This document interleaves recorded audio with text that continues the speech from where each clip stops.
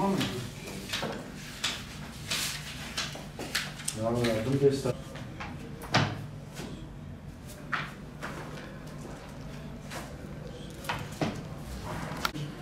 Çocuklar zor bir süreçten geçiyor çünkü. Neredeyse 2 yıldır dolu dürüst eğitim alamadılar.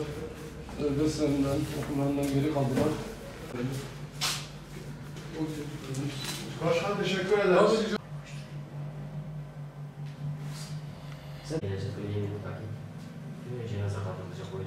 Evet, şu an biz Midyat Eğitim Bilsen temsilci olarak eğitimden biraz uzak kalan öğrencilerimize yönelik 8. sınıf öğrencilerimize yönelik LGS, lise sınavlarına giriş sınavı için bir deneme hazırladık ve bütün okullara ulaştıracağız inşallah. Midyat'ta eğitim öğretim gören bütün öğrencilerimize bu denemeyi bu pandemi sürecinde evlerine kadar inşallah ulaştıracağız.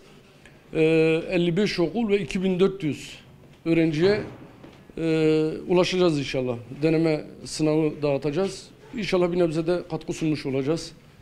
Eğitimlerinden geri kalmış bu çocuklarımıza sınavda sıkıntı çekmemeleri açısından biz de böyle bir katkı sunmak istedik.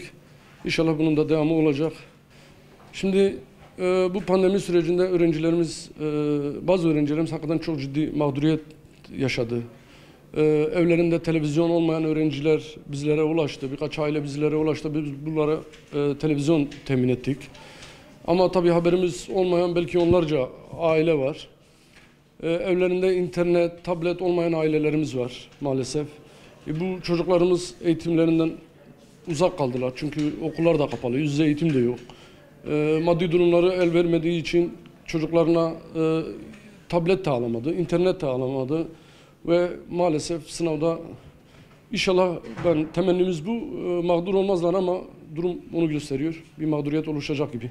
Şimdi bakanlığın böyle bir açıklaması oldu. İşte EBA üzerinden işte öğrencilerin katılımına göre not verilecek gibi bir açıklaması oldu. Ama EBA'ya dediğim gibi hiç katılamayan öğrencilerimiz var. Hani kendi imkanları olmadığı için katılamayan öğrencilerimiz var.